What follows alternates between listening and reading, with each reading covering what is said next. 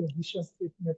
Then your mission statement is why do you exist? What is the reason that indicates the problem that the company or product will solve and the market need? For example, whilst we are talking about you want to be the partner of choice to avocado farmers in Angola, for example, then the next thing could be in terms of your mission statement, why you exist, you want to make sure that you reduce post-harvest losses to minimum because you're providing storage facility so that there's no post-harvest harvest losses is reduced, or you want to be the processing partners. There's a lot of post-harvest loss. The avocado is being harvested and it is wasted, and you want to ensure that there's economy in the export space, and so you're providing a storage facility that can help provide increase the shelf life of this product and the storage life so that they can be exported to Europe or they can be exported to Asia. That is the reason why a particular company could exist. Then your objective, which is the statement of what you want to achieve with the business itself over a defined period of time. What we want to achieve is that once we, based on the fact that we want to be the partner of choice to storage, we have storage and warehouses across all of Uganda, across all of Ghana or wherever, then the next, or across all of Cape Town, then the next thing will then be in the short term, we want to have 5, we already have 2, we want to double to 4 in the short to medium term, and then by the end of 2027, 2028 or 29 or 2030, we want to have 10 times what we currently have. That becomes your objective. Okay. Thank you, Osato. Donc, pour ce qui concerne votre direction stratégique, il est question aussi de bien expliquer dans votre business plan quelles sont vos aspirations stratégiques, quelle est votre vision, quelle est votre mission et surtout quels sont vos objectifs.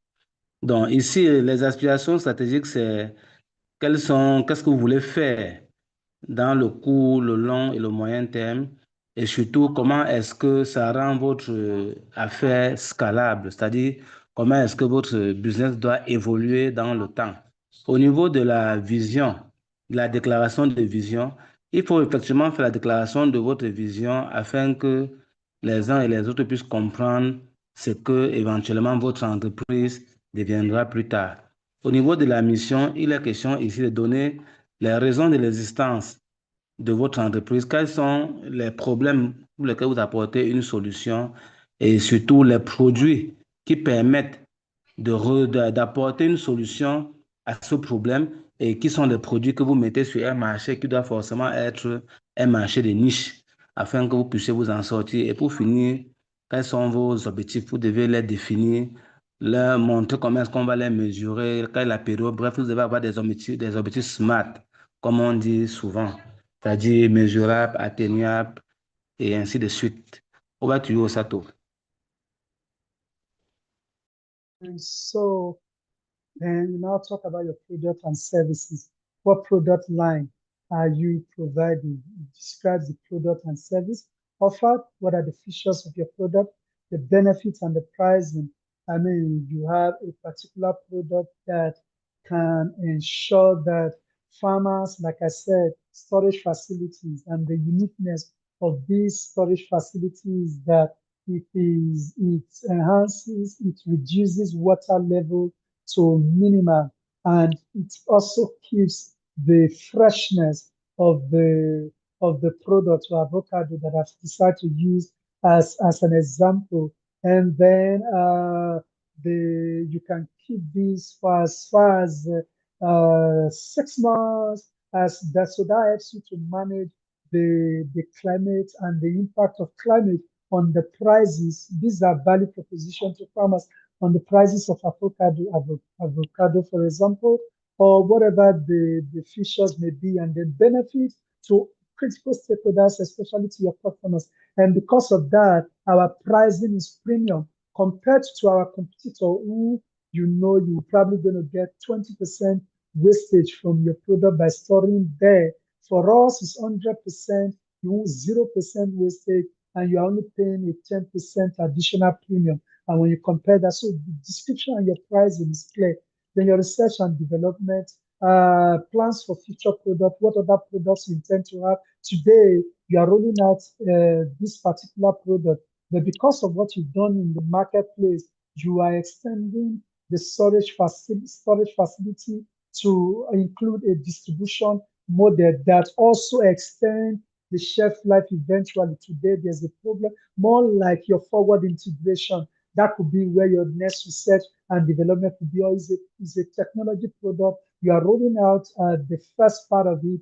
The next stage will entail probably today you're starting this particular product that service Gen Z, but you intend to also go uh, uh, to the millennials, and you intend to even go to baby boomers at the end of the day. And those products are already, you already know what to do with them. It's just that you've not rolled it out yet. Then your production process, how you will ensure quality, how the product and service delivery from, how you source your materials to ensure quality, how you will process, how you will store, how you will deliver your distribution model, how you will offer services, excellent customer services so that you retain your customers and then you acquire new ones. Then what's the value proposition? What's the uniqueness of your product or service compared to current market offerings? I just gave an example of the warehouse.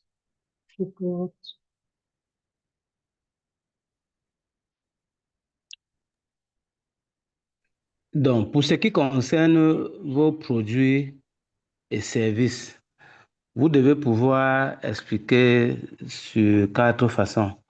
D'abord, quelles sont les lignes de produits? Il est question ici de définir quelles sont vos lignes de produits ou de services qui sont offertes et quelles sont les différentes caractéristiques, les bénéfices qu'on peut obtenir en utilisant vos produits ou vos services et surtout, quel est votre système de tarification. Donc, votre business plan doit avoir ces éléments-là. Au niveau de la recherche et au développement, qui est le deuxième point, il faut voir s'il y a un plan pour les futurs produits. Comment est-ce que vous faites pour vous adapter au marché? Quels sont les services et comment est-ce que vous procédez pour pouvoir les protéger, développer? Bref, est-ce que votre entreprise est capable de suivre les tendances de marché en termes d'offres de produits?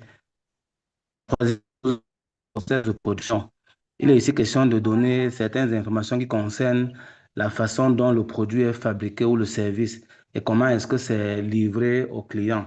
Comment est-ce que ça, on se rapproche des clients? Quels sont les points de vente, les points de livraison? Bref, globalement, comment est-ce que votre processus de production est défini? Et pour finir, vous devez aussi donner quelle est votre proposition de valeur. En quoi est-ce que votre produit ou votre service est unique en comparaison aux autres acteurs qui sont sur le marché. On va trouver ça. Then your industry research, which gives an indication of what the industry is like, how the industry is structured, what's the competitive landscape, and how will the industry play out in the near future, as well as the key parameters or trends influencing or affecting the industry. So it starts from your industry background, shared whether you're in the agricultural, construction, manufacturing space, then to the market analysis, what's the size of the market?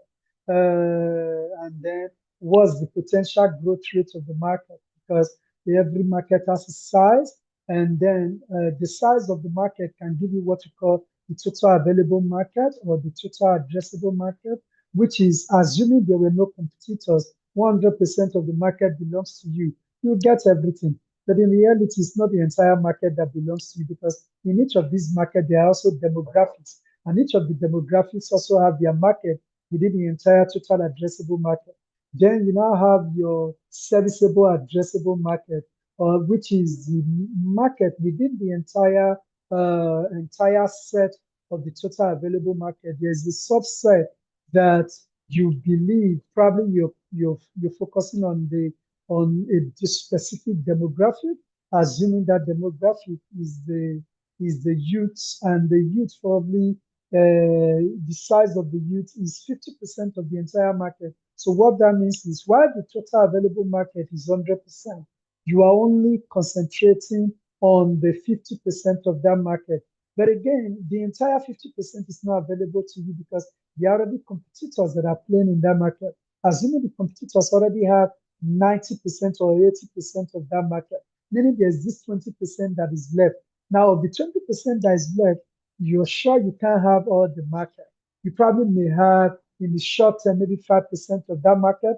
That's what we call the serviceable, obtainable market. That is the market that is available to you that you can service, that is available to your product and services. Then I already talked about potential market. So the size, total size of the market, the growth potential of this market, maybe it grows 10% annually or 15%, depending on the economic trends. And then that gives you the potential of the market. And the demographics, if a market is not going to grow, what it means is that that market is going to be stagnant. And if you're in that market, the chances of making money will become limited. And all of these are informed. And then also the demography, the changing demography in your country, in the particular sector where you're dealing also matters.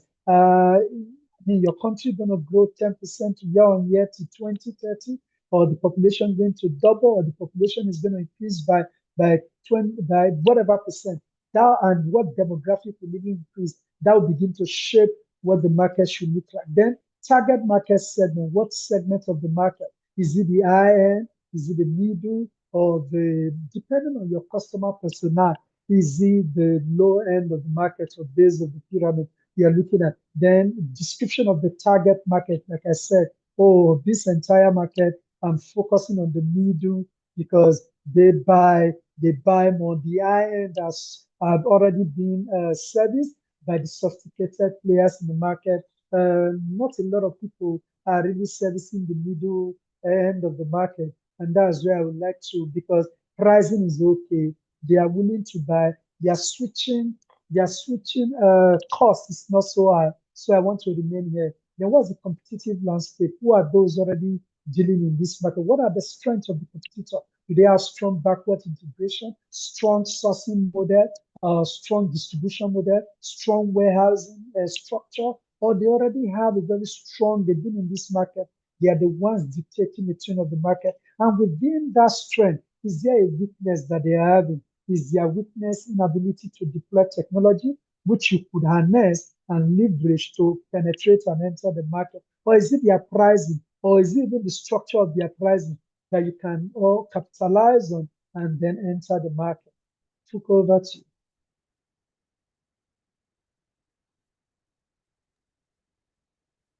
Donc, au niveau de votre secteur d'activité, vous devez pouvoir faire des recherches afin de pouvoir définir le contexte de votre activité. C'est-à-dire que quoi?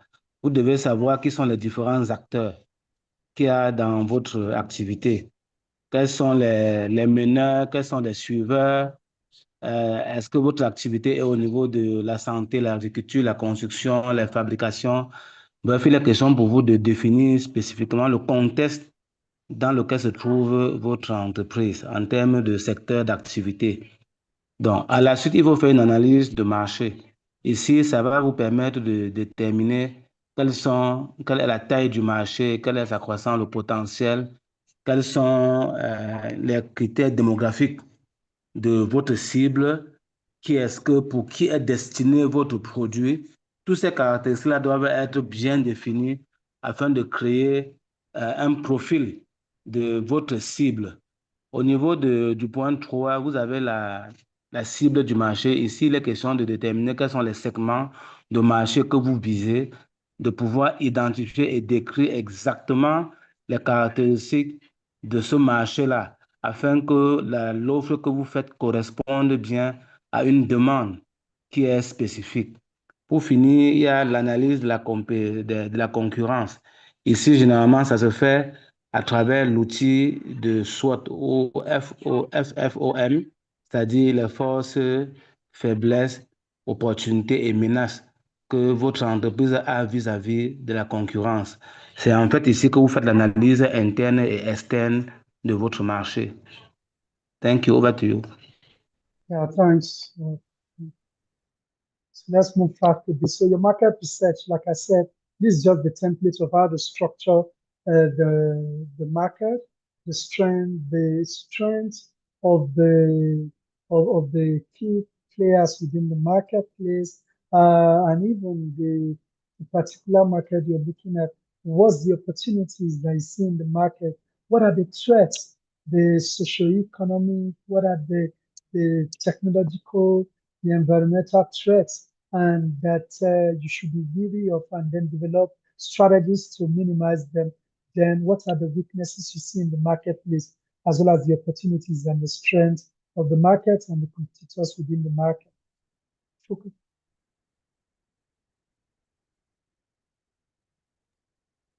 Bon, ensuite, il est question pour vous de donner, comme on l'a dit, les tendances de marché, c'est-à-dire que quoi, quelles sont les forces de votre activité, quelles sont les menaces et surtout au niveau de, pardon, quelles sont les faiblesses de votre entreprise, quelles sont les forces de votre entreprise, quelles sont les faiblesses de votre entreprise. Et lorsque vous donnez les faiblesses, il est question aussi pour vous d'indiquer comment vous allez faire pour pouvoir faire face à ces faiblesses, pour pouvoir remédier aux faiblesses que votre entreprise a. Ça, c'est pour ce qui est de l'analyse interne. Pour l'analyse externe, vous devez voir quelles sont les menaces auxquelles peuvent faire face ou peut faire face votre entreprise ou votre activité. Vous devez les identifier, les citer. Ça peut être sur le plan légal, ça peut être sur le plan environnemental. Bref, ce sont un ensemble de choses qui ne dépendent pas de vous et qui peuvent être un risque pour votre activité. Et enfin, en point 4, quelles sont les opportunités qui s'offrent à vous? Ici, vous devez pouvoir bien les connaître, bien les maîtriser afin d'adapter aussi l'évolution de votre entreprise. Over to you. Then your organization and management. This should give us the structure that you have to run your business, the organogram, how you are structured, what skills the management team possess to be able to effectively run this project. If you, for instance, if you're developing a platform and nobody is a this chief technology officer, there's no chief product officer, it shows that no, you can't really, the team cannot deliver on the product and services or even manage the business. So let us clearly articulate the key members of the management team, what their roles will be, their track record, what they've done before, their capabilities and skills that they are bringing to bear. Then what plans do you have for hiring and training, as well as retaining employees in the short to medium and even in the long term?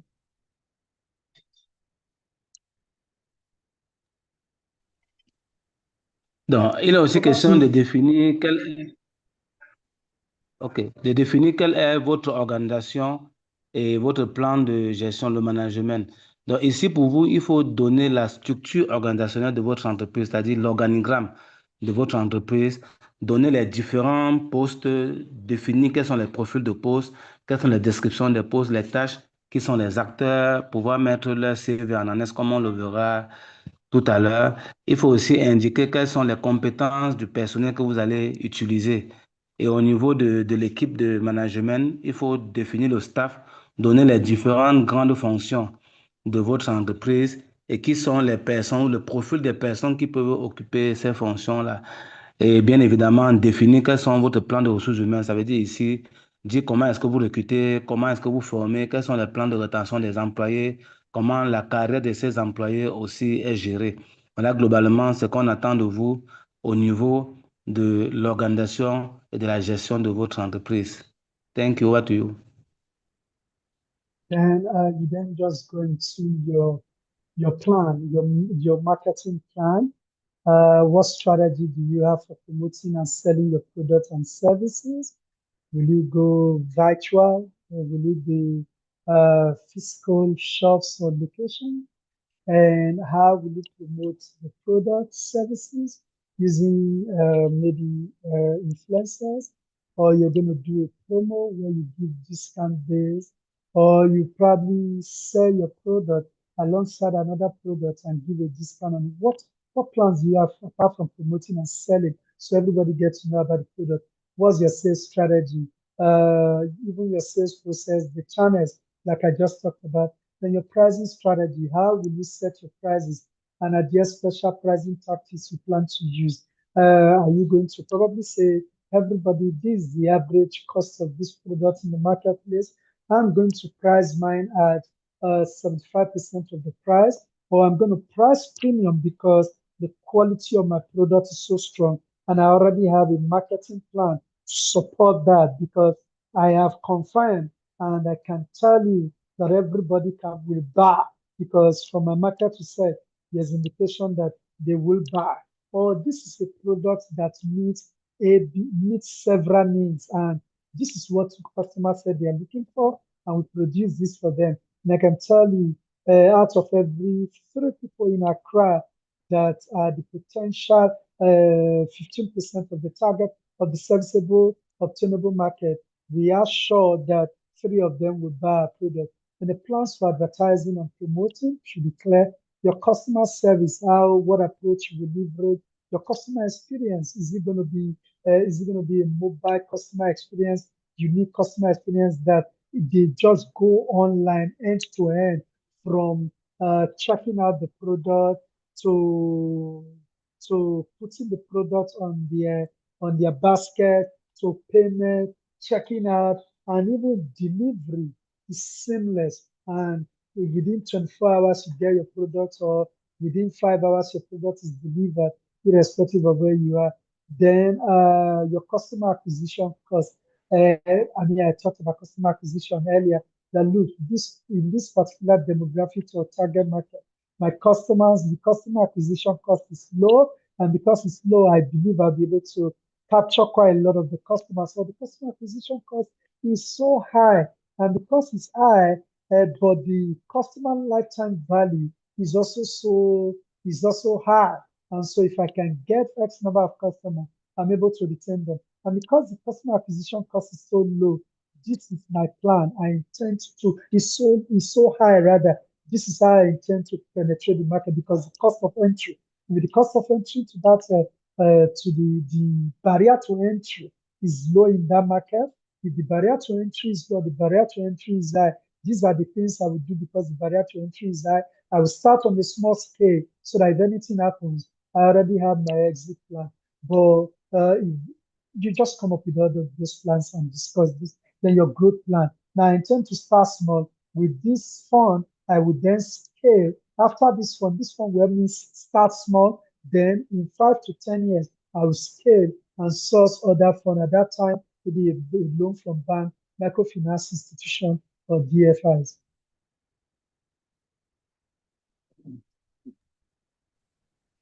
Donc, au niveau de votre plan marketing et les stratégies de vente, il est question pour vous de bien revenir sur les 6 points que nous allons partager maintenant. Le premier point, c'est votre plan marketing. Donc ici, vous devez partager quelles sont les stratégies de promotion et de vente de vos produits et de vos services. En deux, vous devez donner quelles sont ces stratégies de vente, quel est votre processus de vente, les différents réseaux, les tactiques que vous utilisez, les canaux et tout ça. Au niveau maintenant de la tarification, là, sur le point 3, quelle est votre stratégie de tarification? Comment est-ce que vous fixez le prix de vos produits ou de vos services? Est-ce que ce sont des prix spéciaux ou bien c'est des prix qui sont, comment on va dire, un prix de concurrence plus parfait, c'est-à-dire un prix qui est fixé par le marché? Donc ça, vous devez bien définir comment est-ce que vous fixez vos prix. Au niveau du plan de la publicité, de la promotion, il est question pour vous de dire comment vous ferez pour communiquer afin que les clients soient au courant de vos produits, de dire comment est-ce que vous allez faire la promotion afin de capter le maximum de clients qu'il y a sur le marché. Au niveau 5, vous verrez maintenant le service client. D'ailleurs, il est question ici d'indiquer quelle est votre approche pour pouvoir maximiser l'expérience client et quels sont les supports que vous avez prévus pour pouvoir faire face aux difficultés que les clients ont sur le terrain et pour lesquelles ils vous sollicitent pour le service après-vente. Ensuite, nous avons l'unité économique. Ici, il est question pour vous d'indiquer comment est-ce que vous faites pour avoir les clients, quel est le coût d'acquisition d'un client et quelle est la durée de vie qu'un client met dans votre cycle de vente et comment est-ce que vous faites pour rentrer dans vos marges? Parce que, bien évidemment, acquérir un client a un coût et il faudrait que pendant le séjour du client dans votre entreprise, à travers la fidélisation, que vous puissiez récupérer ce coût d'acquisition. Et pour finir, il y a votre plan de croissance, c'est-à-dire comment est-ce que vous allez faire pour augmenter vos ventes, pour augmenter le nombre de personnes qui accèdent à votre produit et surtout comment est-ce que vous allez faire suivre les financements afin de pouvoir faire face à à cet accroissement du marché. Over to you. Then your operational plan, which is very important, that helps tell clearly how you will operationalize the production of your product and then the offering of your services to customers. They should just share your business. You should clearly talk about your location and facility, the technology that you use, the equipment that you require, then your supply chain management process from raw material sourcing to your customer delivery and even post-delivery customer service. And then what the quality control process that should be embedded end to end consistently to ensure consistent product development end to end. And then the risk management plan. What potential risks? Recall when you did your market, there were several risks that could come. And part of the risks could be that you cannot meet your estimated serviceable obtainable market. You may not miss, so you may miss there could be revenue miss. Energy price could increase, and if energy prices increase, product cost of sourcing raw materials increases, and if that increases, you have to increase your price, but you may have revenue miss. So all of these risks you articulate them. There could be foreign exchange risk, which is if your particular business is subject to forex and any type of risk that could affect it, and how you the strategies you intend to use to mitigate them. Then, what is your scalability potential? What's the potential that this business will scale? Whether the product or services will expand, or even there'll be geographic expansion beyond your current geography. So, though that makes the operational plan and the the the the clarity around the operational plan is very important because it tells and gives an indication that you really know what you're doing and you know how you will achieve the goals you set for your business. Dans le plan des opérations, vous devez pouvoir être capable de revenir sur le processus d'opération. Comment est-ce que les produits ou les services sont fabriqués afin de pouvoir atteindre la clientèle. Donc, vous devez commencer par donner quelle est votre localisation et quelles sont les voies d'accès et environnementaux. Dans quel espace géographique se trouve votre usine ou votre entreprise. Vous devez pouvoir définir ça. Vous devez indiquer quelle est la technologie de fabrication et surtout les types d'équipements, tout ce qui est machine que vous allez pouvoir utiliser dans votre processus de production. Il faut aussi partager quelle est votre chaîne d'approvisionnement. Comment est-ce que vous faites pour que la matière première arrive dans votre usine? Qui sont les gens qui vous approvisionnent? Qui sont vos fournisseurs?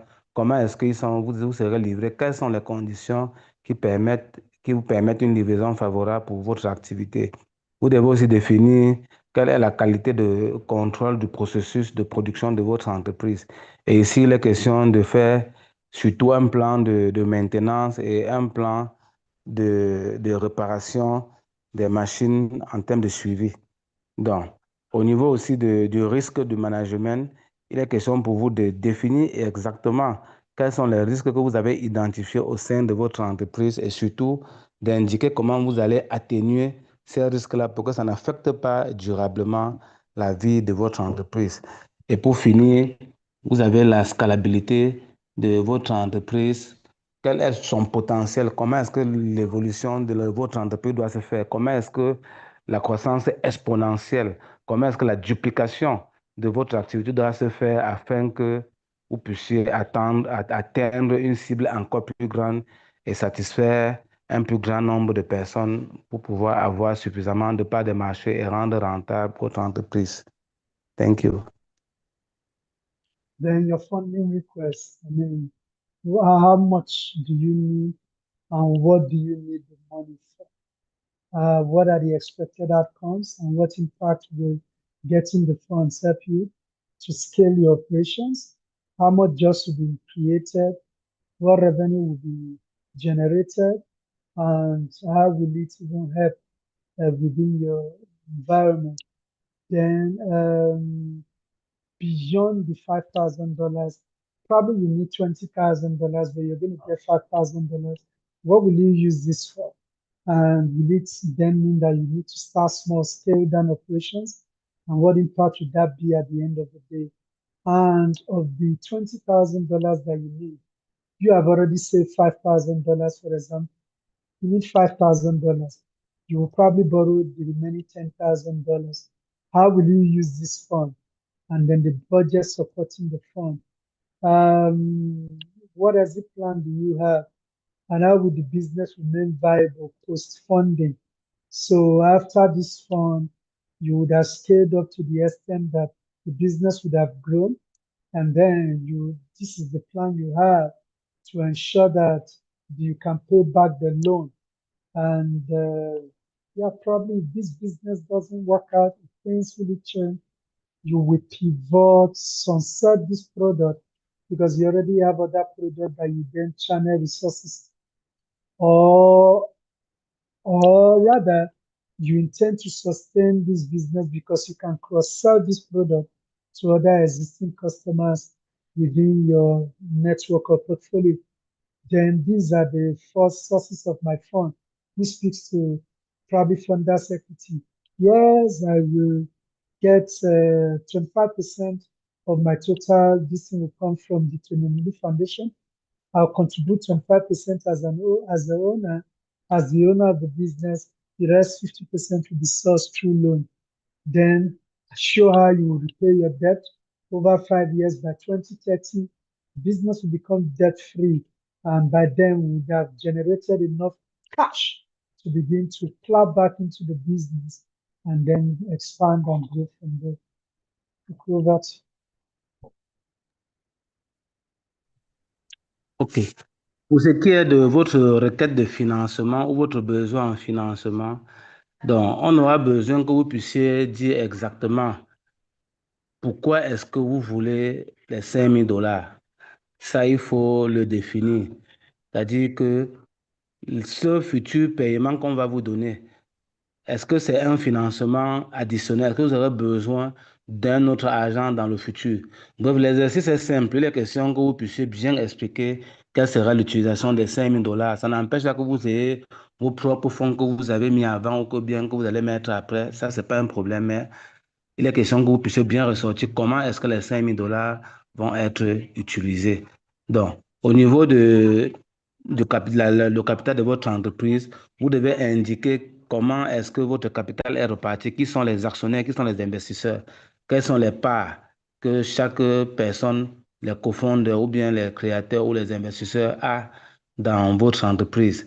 Comme je l'ai déjà dit, vous devez bien expliquer à quoi va servir l'argent qu'on va vous donner, c'est-à-dire les 5 000 dollars. Vous devez aussi indiquer euh, quel est le nombre d'emplois que vous allez créer, quels sont les revenus que votre activité, les 5 000 dollars vont permettre de générer si on vous les donne. Quel est l'impact social et quel est l'impact environnemental, c'est-à-dire au sein de votre communauté. Qu'est-ce que vous apportez en plus à travers cette subvention de 5 000 dollars qu'on va vous donner, que la fondation va vous donner. Et aussi, vous devez expliquer quel est votre quel est votre exit plan, c'est-à-dire quel est votre plan de sortie, c'est-à-dire au cas où vous n'avez pas l'argent, comment est-ce que vous faites pour pouvoir toujours vous en sortir et rester viable. Parce que lorsqu'on crée une entreprise, elle ne peut pas s'arrêter à cause d'un problème de financement. Non, quand il y a un problème, vous devez exactement dire comment faire pour le résoudre. Maintenant, vos sources de financement, vous devez aussi les indiquer. Est-ce que ça va venir des investisseurs? Est-ce que ça va venir des prêts? Tout ça, c'est autant de choses dont on aura besoin dans votre besoin en financement.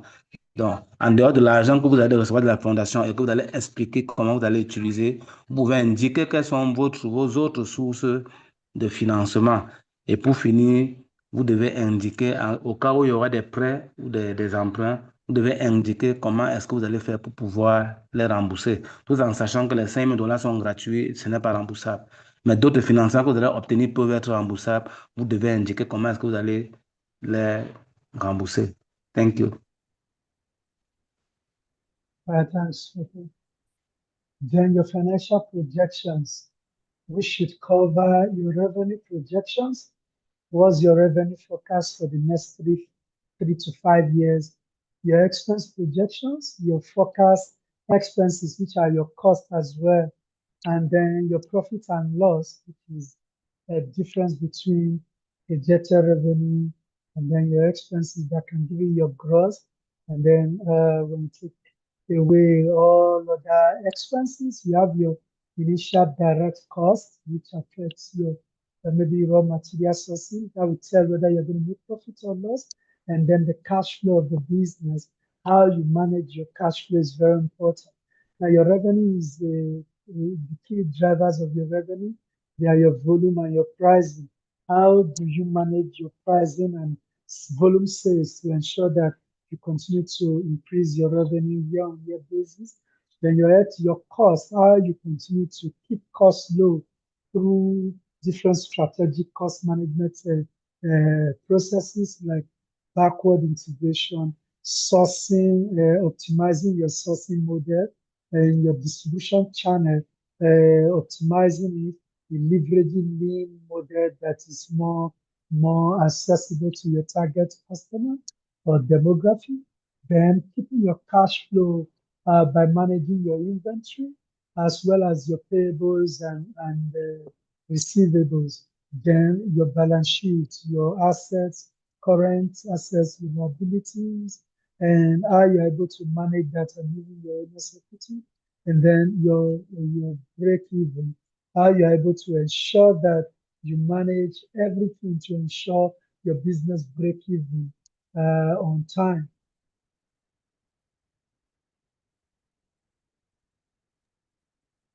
Over to Pour ce you. qui concerne pour ce qui concerne les projections financières, vous devez pouvoir définir un certain nombre d'éléments, comme les projections de revenus. C'est vrai que pour cela, on va vous donner un fichier Excel qui va vous permettre de pouvoir le faire et on vous expliquera ça lors d'une prochaine masterclass. Donc, vous aurez donc les revenus à projeter. Quels sont vos revenus? Comment est-ce que vous allez les repartir sur les 3 années ou bien les 5 ans qui suivent? Quelles sont les dépenses telles que vous les projetez, vos dépenses, vos charges prévisionnelles? Comment est-ce que vous comptez les répartir sur les années qui vont venir? Quel est votre compte de perte et profit? Est-ce que vous ferez des bénéfices? Est-ce que vous ferez des pertes? On a besoin de le savoir à travers un compte de perte et profit qu'on vous expliquera comment générer. Quel est votre cash flow et votre trésorerie? Donc, il est ici question pour vous d'indiquer exactement comment votre activité est rentable et comment elle va générer des cash flows ou d'une certaine capacité d'autofinancement au fil des années. Au niveau du bilan, vous devez indiquer quels sont vos actifs, quels sont vos passifs, quelles sont les immobilisations, quelle est la structure du capital, quel est le montant de la dette que vous avez, quelles sont les créances que vous avez vis-à-vis des clients, quelles sont les dettes que vous avez vis-à-vis d'un certain nombre de fournisseurs et autres États et tous ceux à qui vous devez de l'argent. Donc, votre bilan patrimonial va pouvoir faire ressortir tous ces états-là. Et pour finir, vous devez indiquer quel est votre seuil de rentabilité à travers une analyse du seuil de rentabilité qui permet de savoir à quel moment est-ce que vous commencez à faire des profits. Donc, c'est un ensemble de choses qu'on va vous expliquer prochainement comment faire pour calculer tout ça. Merci. Over to you, Osato. Yeah, important to mention at this point that in filling your financial template or your financial plan, you only populate the assumption sheet. Every other sheet, as well as the cover page, every other thing will be based on your assumption.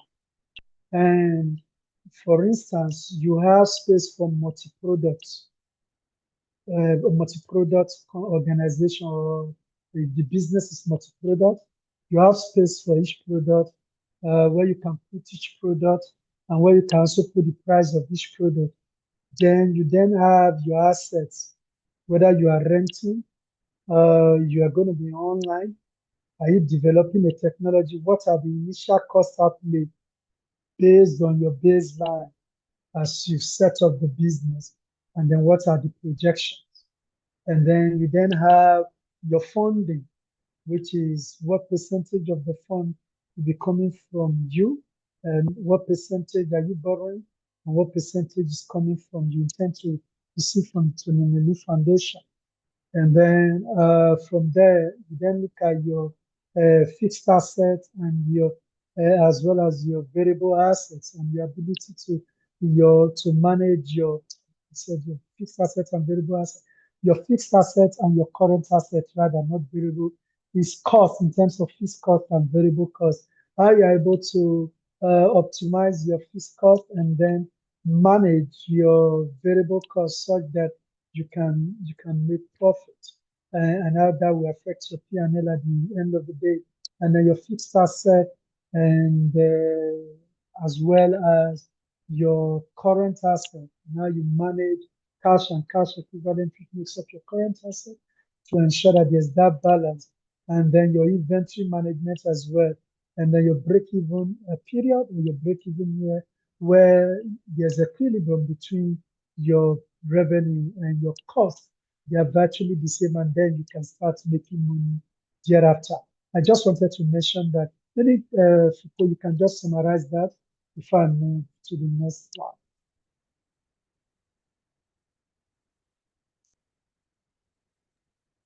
Bon, ça, tu as juste rappelé un certain nombre de choses que j'ai déjà expliquées, surtout au niveau de la façon dont vous allez générer vos états financiers.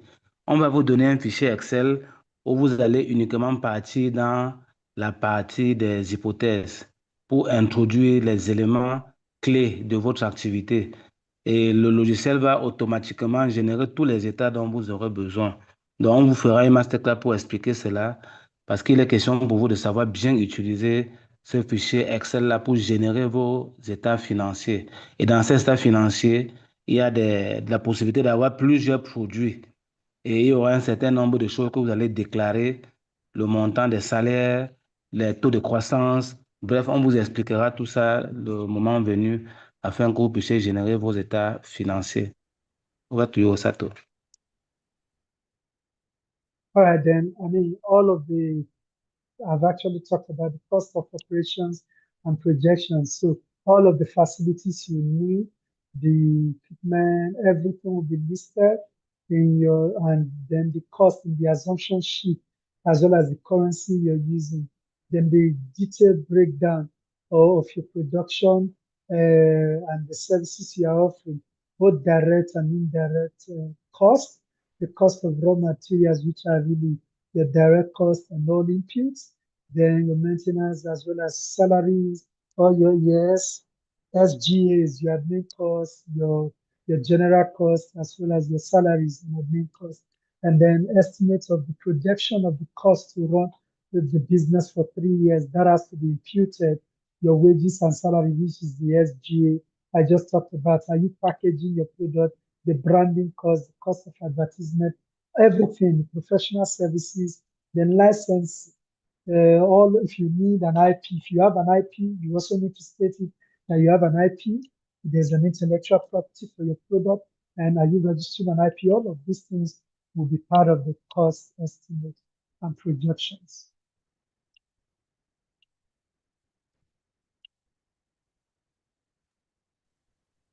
Donc, pour ce qui concerne l'estimation des coûts et les prévisions de ces coûts-là, donc il est question ici pour vous de bien avoir une maîtrise de vos coûts opérationnels. Donc là-bas, vous devez donc indiquer à quoi correspondent tous ces coûts opérationnels, déterminer le total de ces coûts, quelles sont les hypothèses que vous allez mettre en place en termes d'achat, en termes de, est-ce que ça doit être les achats locaux, est-ce que ça doit être des biens produits sur place, est-ce que c'est des biens importés. Vous devez pouvoir bien maîtriser la structure de votre approvisionnement en matières premières. Il est aussi question pour vous de bien donner quels sont les coûts essentiels dont vous aurez besoin en termes de coûts variables et coûts fixes. Parce que c'est une analyse importante pour vous. Parce que les coûts variables sont des charges qui augmentent en fonction des volumes, alors que les coûts fixes, quelle que soit l'activité, les coûts fixes restent fixes. Donc, pour cela, donc, vous devez aussi indiquer quels sont les frais de réparation, de maintenance, des tests, d'assurance. Donc, c'est des choses à ne pas oublier lorsque vous allez définir vos coûts. Et pour finir, vous devez produire ou donner les estimations de coûts de votre entreprise sur les 3 prochaines années ou les 5 prochaines années à travers les salaires et tout ce qu'il y a comme gratification, à travers la capacité de production, la publicité, les emballages, l'administration, la logistique, bref, tout ce qui est coût professionnel. Ça peut être aussi au niveau des licences ou des agréments que vous avez besoin d'obtenir pour faire votre activité. Donc, voilà un ensemble de coûts que vous devez avoir sous les yeux lorsque vous voulez faire votre business plan. Over to you. So your revenue projections, I've talked about this. You state there your product and services. You can state multiple products, and then which will be what will drive your revenue stream. Then you then include your pricing. Those things are also things you will put in your business plan, and then your financial model will help you test the viability of all your estimates and everything. So, for example, you said that your target addressable market is maybe $10 million. Of these, the serviceable addressable market is $7 million. Of these, the serviceable obtainable market is $2 million, meaning you cannot get more than 2 million. This business as it is cannot, this product or on that particular product rather, cannot exceed $2 million. And that's then of that obtainable market, the question is which one can you get? Maybe just 5% of that your serviceable obtainable market, and then you grow over time. Then instead the estimated volume. So based on that, what is the volume? So probably 5% of that market that you talked about is equal to 10,000 people or just 2,000 people. That is the volume. Then what's the price? You multiply your price by volume, and then you grow on a year-on-year basis. That will give you what your revenue will look like. And you project that over 3 years. Over to you. Donc, concernant aussi les projections de revenus, il est question pour vous de bien définir quelle est la nature des revenus que vous avez mis au sein de votre entreprise, c'est-à-dire quel est le business model, comment est-ce que vous faites pour avoir de l'argent finalement. Ça, c'est des choses qui doivent être clairement définies dans votre business plan. Et à ce moment-là, ça peut être une combinaison du prix et des volumes. À ce moment-là, vous devez donc faire les calculs année par année de comment est-ce que, de la constitution de votre chiffre d'affaires, afin que ce soit suffisamment clair. Over to you. Then, yeah, again, your cost estimations from the estimates you made.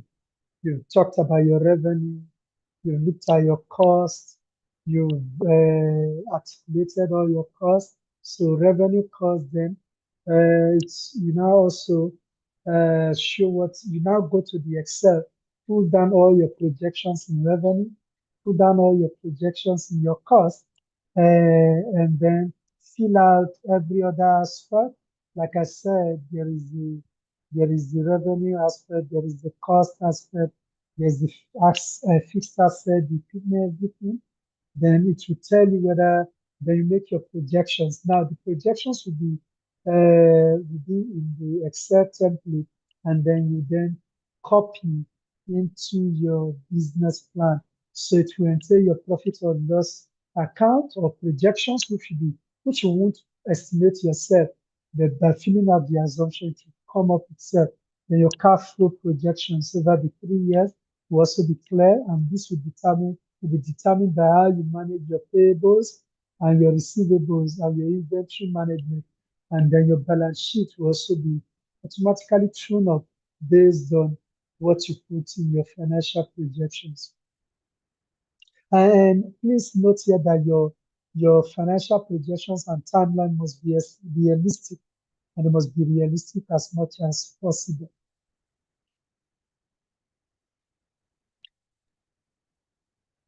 OK, thank you. Donc, vous devez aussi faire apparaître dans votre business plan le plan le compte de perte et profit qu'on appelle encore le compte de résultat, le compte, la capacité au financement ou le cash flow, les projections de cash flow, ainsi que les bilans prévisionnels sur 3 ans. Donc, ce qu'on va vous recommander, c'est que tout ça est calculé dans Excel. Vous devez les copier dans Excel pour les mettre dans votre business plan, donc dans Word, parce que tout ça est fait dans Excel. Donc, voilà ce qu'on pouvait dire aussi de façon additionnelle sur ce point. Over to you. Then finally, your implementation plan, which will articulate your initiatives, all of the things you need to do, get a license that is required, the process of IP, develop your platform, set up shop elsewhere in a particular place, then recruit how many number of people you're recruiting, then sales and marketing promotion, all of these things will be in your implementation plan.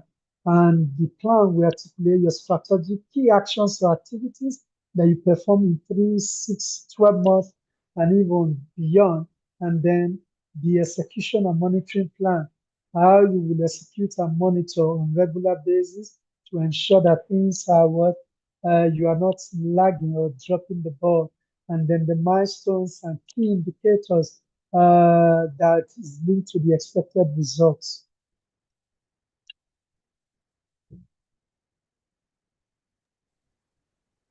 Donc, le plan d'implémentation de votre entreprise, le plan de mise en œuvre doit aussi être bien défini dans votre business plan.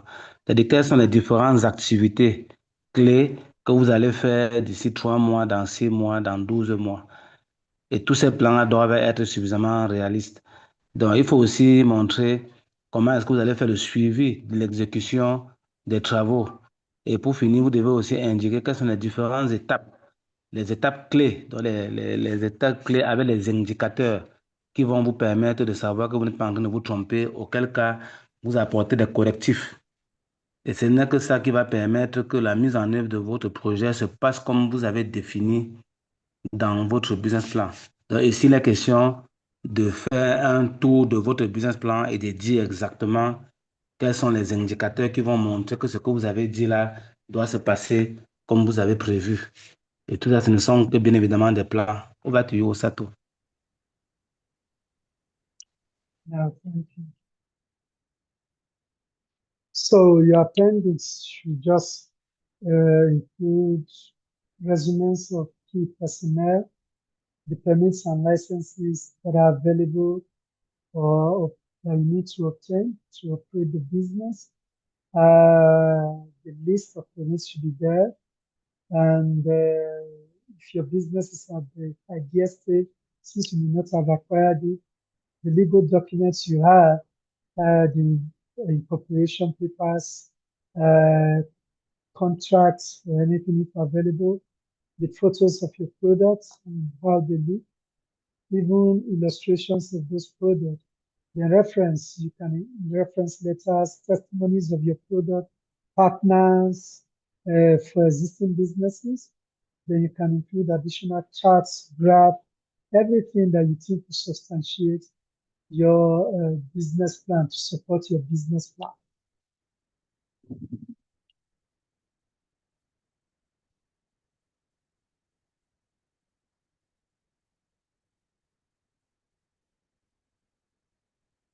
Hello, Foucault. Ok, sorry. Donc, la dernière chose que vous devez faire dans votre business plan, ce sont les annexes. Donc, quels sont les documents qui justifient tout ce que vous aurez dit précédemment dans votre business plan. Donc, il est question ici de faire un résumé, par exemple, un résumé de votre personnel, les équipes, les employés, et à travers, par exemple, le CV qui doit être en annexe. Donc, vous devez aussi mettre à disposition, si par exemple votre activité a besoin d'une licence ou d'un agrément et que vous l'avez, vous devez mettre ça en annexe de votre business plan. Qu'est-ce qui vous autorise à mener l'activité? Donc, tout ce qui est documents légaux, registre de commerce, patente, carte de contribuable, statut de l'entreprise, c'est autant de choses que vous devez apprêter en annexe de votre business plan parce que ce sont des choses, beaucoup de choses que vous avez dit dans le business plan se retrouvent dans cette documentation-là. Ça montre que ce que vous dites peut se vérifier. Vous devez aussi mettre en bonne place les photos de vos produits, les illustrations, les démos, peut-être les foires, les bâtiments, bref, les services, les clients, comment ils se comportent, les foires que vous avez participé. Autant d'éléments factuels qui montrent que votre entreprise n'est pas fictive, que votre entreprise fonctionne effectivement. Vous devez aussi prévoir des références. Ça peut être des lettres aux clients, des témoignages qui ont été faits, des exemples de chèques, des exemples de factures, des exemples de bons de commande. Donc, tous ces éléments qui peuvent permettre ou bien témoigner que effectivement votre entreprise fonctionne. C'est autant de choses que vous devez mettre dans les annexes. Bon, vous pouvez aussi inclure quelques graphiques, des analyses que vous faites sur votre business plan, sur votre activité, quelques visuels, les flyers, les visuels, tout ça. Donc voilà autant de choses qui peuvent rentrer en annexe de votre business plan et qui vont rendre votre business plan vraiment factuel et palpable. Over to you, Osato. Thanks, Fuku. That's all. Thank you, everyone. Merci pour votre attention.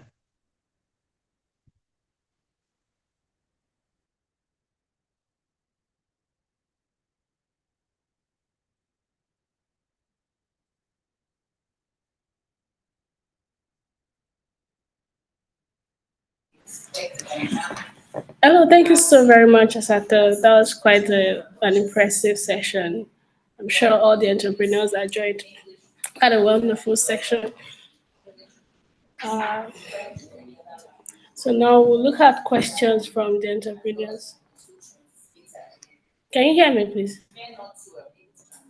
Yeah, I can.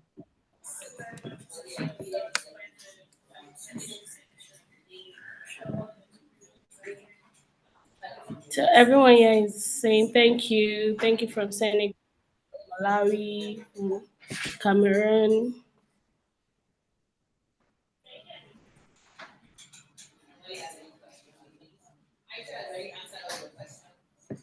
Okay, we are going to look at getting at least 3 questions from the entrepreneurs that have been listening so far.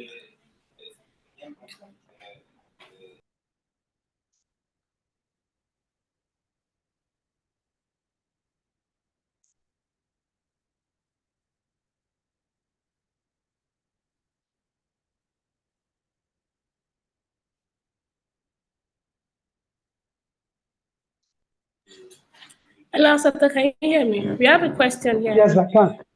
I can hear Okay, it you. says Please go our ahead. first question.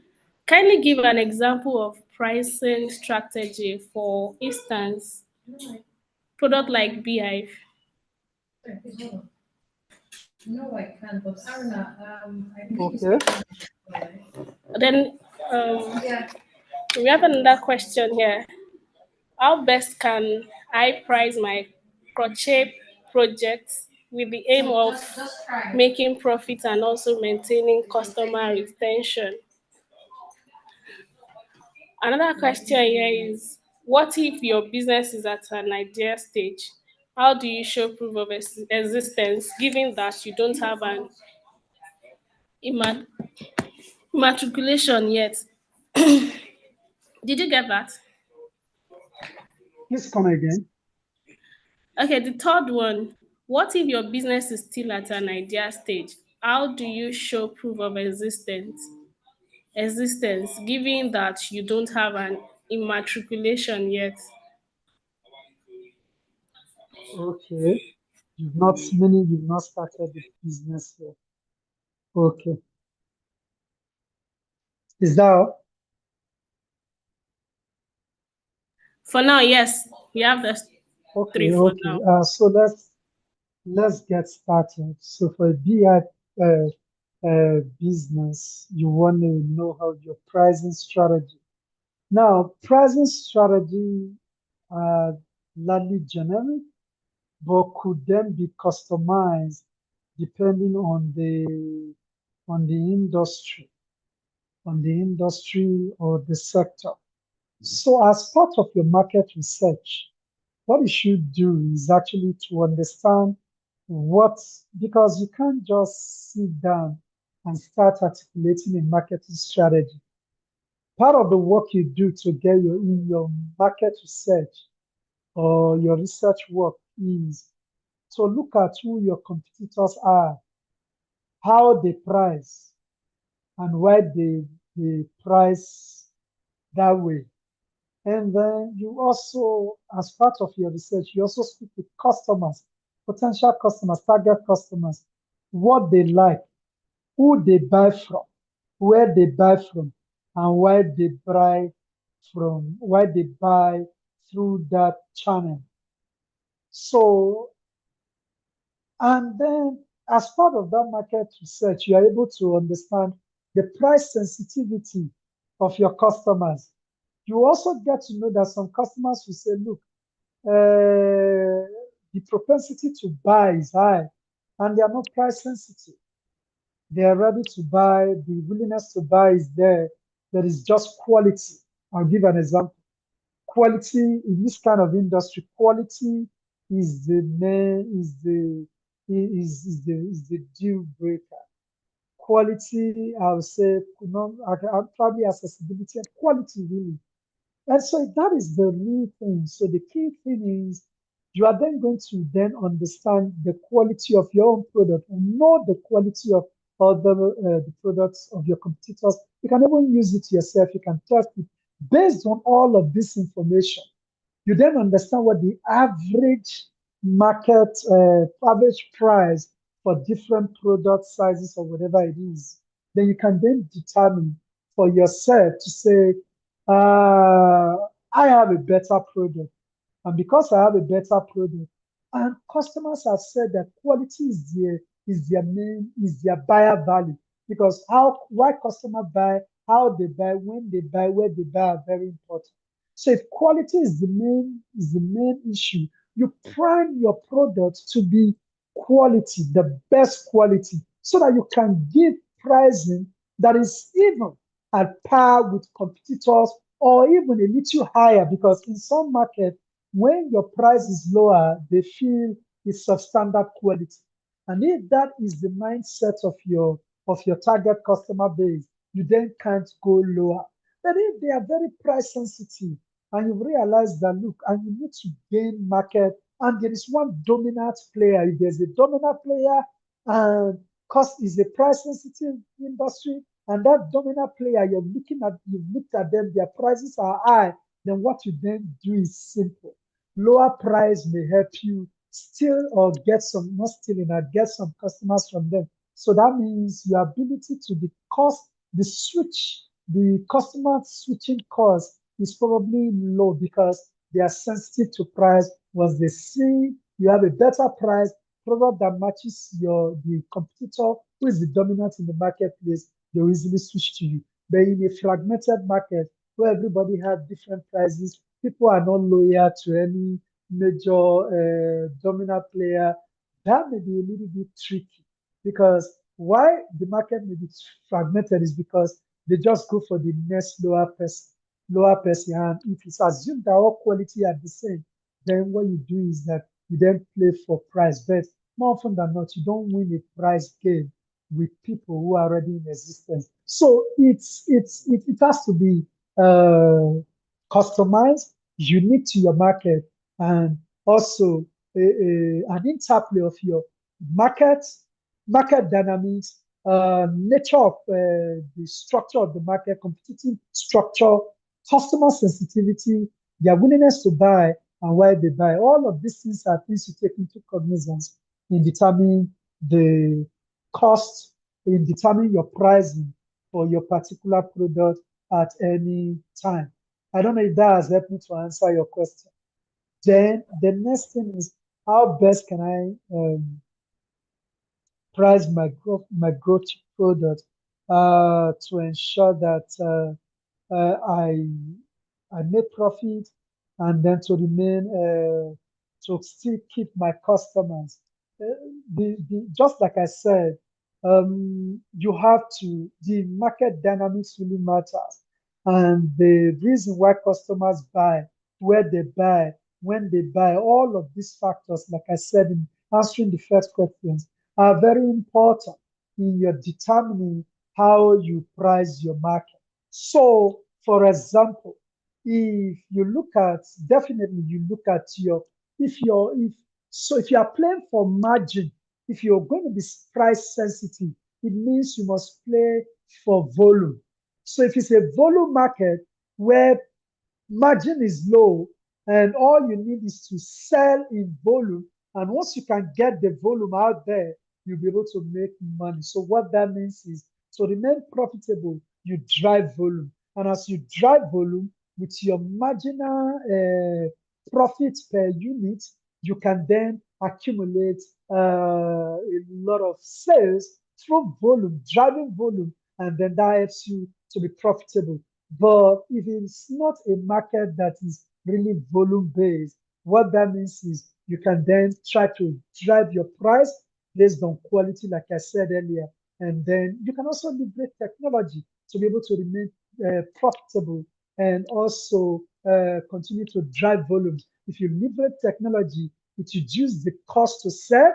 And once your cost to serve is reduced and customers like the platform, they are buying from the platform, you discover that the initial cost maybe of setting up the platform, at times you don't even need to develop the platform yourself. You may decide to go to a third party platform and sell, and then you're able to drive your volume there, and then you get your profit. So you to be able to do all of this is think of the best platform that will work for you. Channel, go for a channel that your customers prefer, that is cost effective, and then also understand why your customers buy and their willingness to buy if it's quality based or whether they are price sensitive and where they buy or when they buy.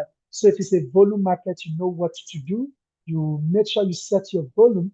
It's marginal, it's not much, but drive volume. You will make profit.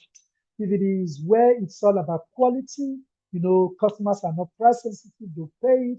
What you need to do is make sure you give them quality and then you can price premium. And then if you then, irrespective of the model, you can then leverage technology to optimize sales and bring down your costs to serve.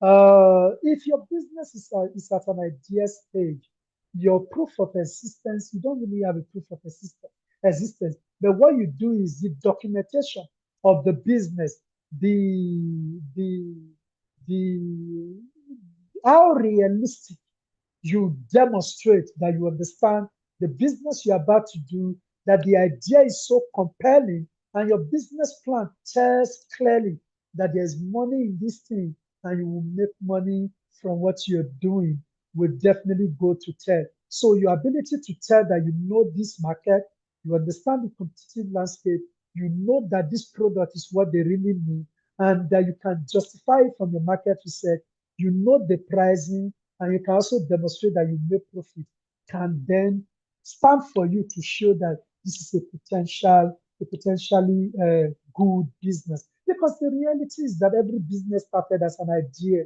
It started as an idea. It's just that you've not tested it yet. But trust me, the people who are reviewing this business plan, they know very well when an idea makes sense and when it doesn't make sense. Thank you. Okay, thank you so much, Osaka, for that. I'm sure you'll be able to answer the question perfectly. We have two more questions to go. One here says, what if my business is offering a service, not a physical product? I guess everybody wants to know how to price their business. It's asking, how do I go about pricing for a business that is not physical but a service? And number two here is, what makes your product unique? Is it because it's totally new or because the strengths and opportunities are higher? than weakness and threats. Okay, we have one other one here.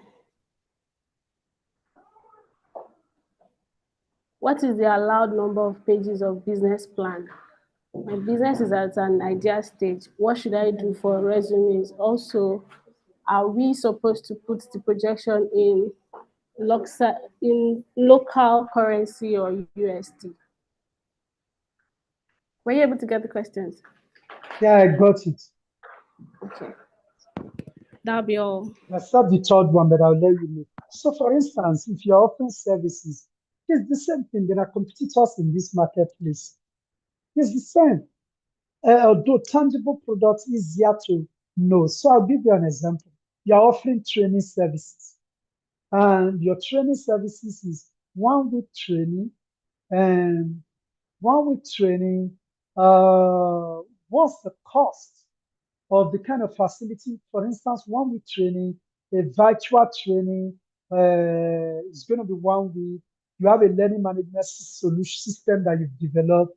People can even do the first stage training where you actually leverage the virtual platform to train them. Subsequently, they go to the learning management system and then they train themselves. Fine.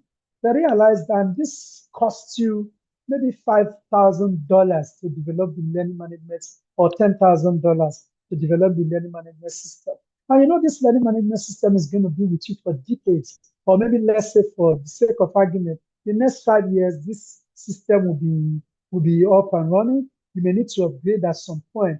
And you're envisaging that you get up to 10,000 people, or 5 to 10,000 people run business in this platform by 2030. And based on the cost on annual basis, this is what this costs you. And you want to be able to break even on annual basis and developing the cost content and all that. This is what it costs you.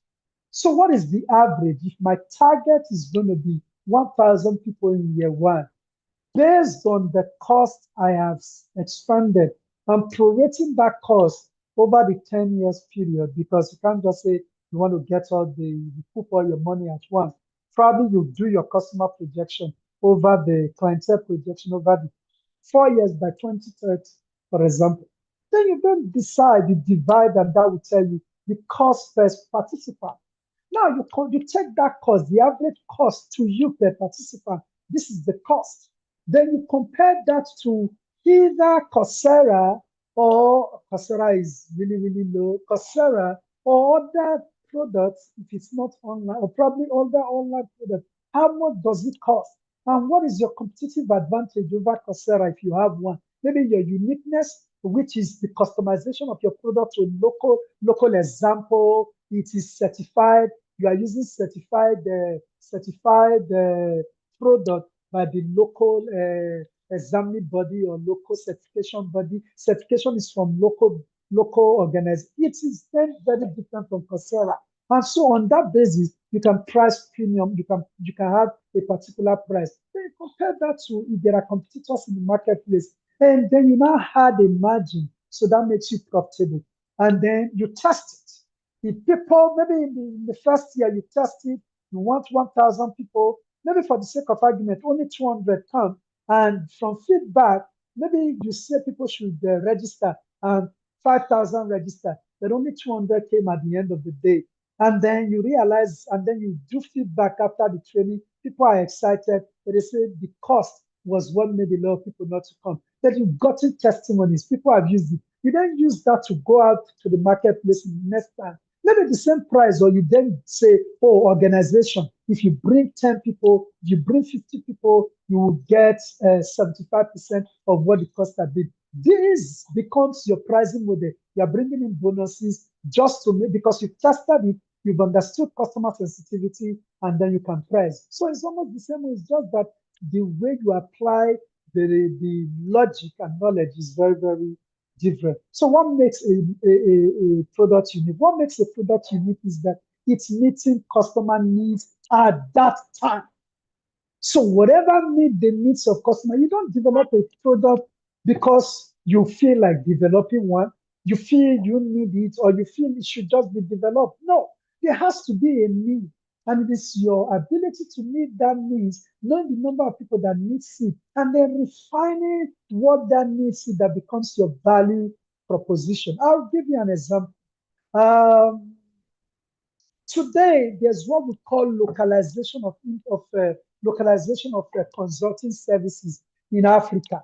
Now, today there are some jobs that some people don't give to organizations that are coming from the North Pole, from the US, Europe. Though they are in Africa, they have presence in Africa, but they attend what? They attend international organization. So such is only for local organizations. So local organizations that have been able to say, look, our unique value proposition is that our focus is for the prosperity of African entrepreneurs.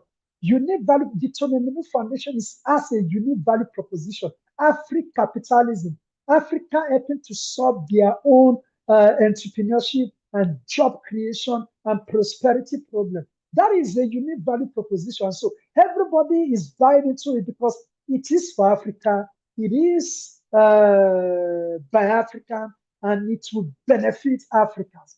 That is how you develop your unique value proposition. Apple talks about innovation, and then their target market is high-end. But you also discover that other Androids like Samsung, they probably don't tell you about innovation, they tell you usability. So, usability, I don't want sophisticated innovation. I just want to be able to use a phone.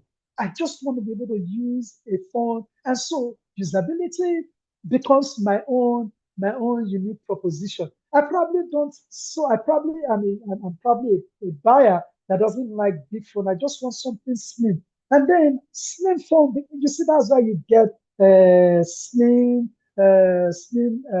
type product. For instance, even in case of suit, for example, outfit, you discover that some people make customized, some people make slim fit. Why?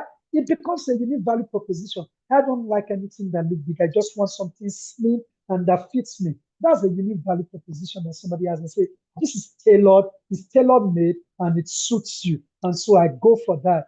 That is how you define your value proposition.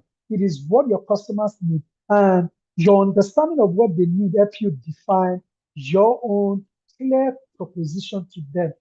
It could also be, look, for a value proposition to you is that this product gives you your longer shelf life in the warehouse like I used before. That's the value proposition. Farmers whose products get wasted because the current existing product don't last up to 60 days. They last only 45 days, while yours is 60 days. They then begin to turn to you because you've been able to understand what their challenges are, and you've defined a product or developed a product to meet their needs. Then I think the third one now talks about, sorry, please, could you please come again for the third one? Say a large number of words. Hello, Aisha, could you please just come again with the third one? Can you hear me? So the third question, confirm you can hear me, please. I can. Okay. So for the third question is stating that what is the allowed number of pages of a business plan? The business plan is in an idea stage. What is the allowed number of pages? Then, what should one do for resumes? Are we supposed to put the projections in local currency or USD? Okay. Now, your projections should be in your local currencies because I think the financial model, not that I think I know, the financial model takes into cognizance all our local currencies. So I'm starting from the third point. Then resume, yeah, your resume. If it's an idea stage, you've done something before. You've done work. You've worked for somebody, you've worked somewhere before you started your business. And even if you've not worked, you're just a student, you just fresh out of school, you have this idea, put it there, you're fresh out of school, you've done one or two things maybe a business while in school, put it there. So your resume is your resume, and it depends on whether you've done something before or not, whether a dear stage or a growth stage business. Then the number of pages that are allowed, I think there's really no limit to the number of pages. But what is required is that be very clear. Your business plan should be very lucid. Whether you are an idea stage business, don't let it be scanty. Think, take your time to think, and then express yourself to show that, look, I know this business, this thing I want to do, I know it, and I can. It's like you want to sell something to somebody. You will sell it to the person after reading your business plan. I should be trying to sign a check for you. Think, try and write your business plan in such a way that imagine the person reading the business plan is right before you. And after reading the business plan, he brings out his check and is ready to sign the check for you. So that is what should guide you, not just the number of pages, but also ensure that your business plan is not scanty. Make sure you write where it's lucid, it's clear, and everybody so compelling that somebody is ready to write a check at any time for you. Thank you. All right, thank you so very much. That was quite an insightful and impactful section. Everyone here says thank you, thank you, thank you. So before we leave, do you have any last words before we leave? You have last few words for the entrepreneur. Yeah, what I want to say is it's such a pleasure this year to be speaking to you and to be sharing knowledge regarding how you can complete your business plan and test the feasibility and the viability of your business with you. And all I can wish you is the best. But the reality is, take this opportunity, seize this opportunity, and make the very best of what you can, because this is just the beginning of a great opportunity ahead of you. And be ready to scale it so that at the end of the day, your business become a business icon that the Tony Melu Foundation team and even myself will be proud of. And if you need any direct help from me, I'm online. You can reach me and at satisco.com, and then we can talk better. But the reality is, I wish you the very best. Take care, everyone. All right, thank you so much, Asato, and thank you everyone for joining to the next section. That'll be all. Thank you. Bye. Bye.